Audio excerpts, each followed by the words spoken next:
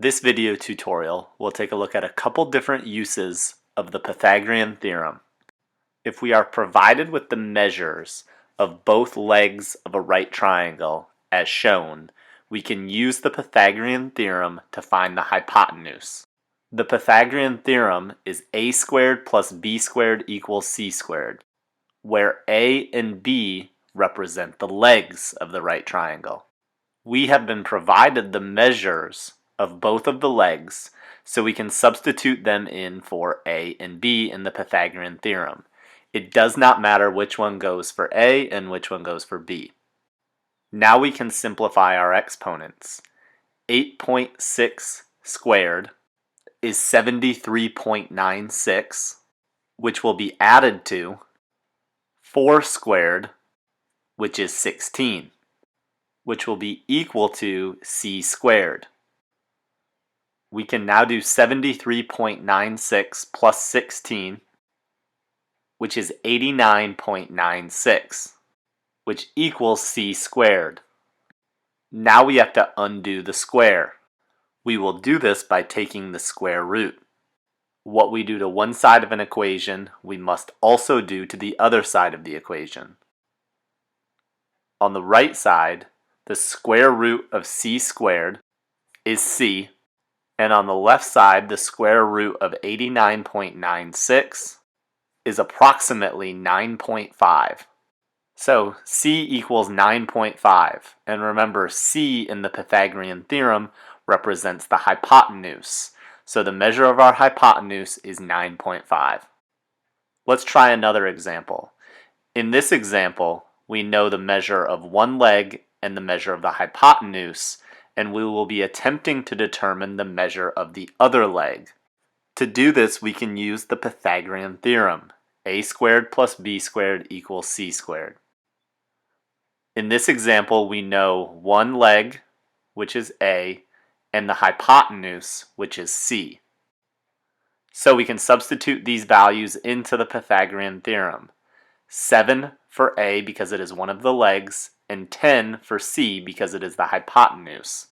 Now, to begin solving for b, we can simplify our exponents. 7 squared would be 49, plus b squared equals 10 squared, which is 100. Now, subtracting 49 from both sides, we would be left with b squared equals 51.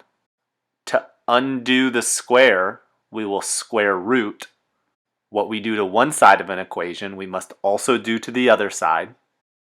Simplifying the left side, the square root of b squared is b, and the square root of 51 is about 7.1. So b equals 7.1. Remember, in the Pythagorean theorem, b represents one of the legs. So the unknown leg, the measure, is 7.1. Let's use the Pythagorean theorem in a different manner. The sides of a triangle are 5, 7, and 8.6. Is this a right triangle? We can use the Pythagorean theorem to answer this question. A squared plus b squared equals c squared, where a and b highlighted in red are the legs, and c highlighted in purple is the hypotenuse. We know in a right triangle the hypotenuse is always the longest side. So, in this example, if it is a right triangle, 8.6 must be the hypotenuse, and 5 and 7 would be the legs. Let's substitute these numbers into the Pythagorean theorem. 5 and 7 for a and b because they are the legs, and 8.6 for c because it is the hypotenuse.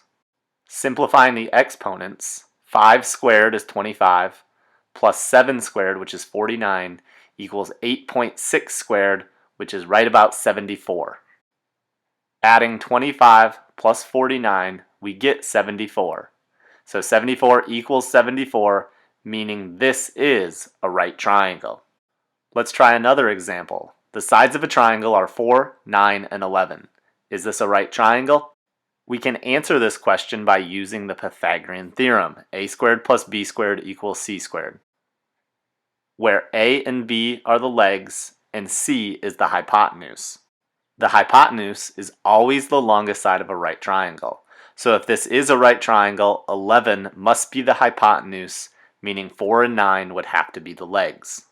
We can now substitute these numbers into the Pythagorean theorem.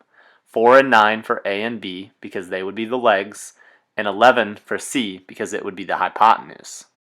We can now simplify the exponents. 4 squared is 16 plus 9 squared is 81 equals 11 squared, which is 121. Adding 16 plus 81, we get 97, and 97 does not equal 121. So this is not a right triangle.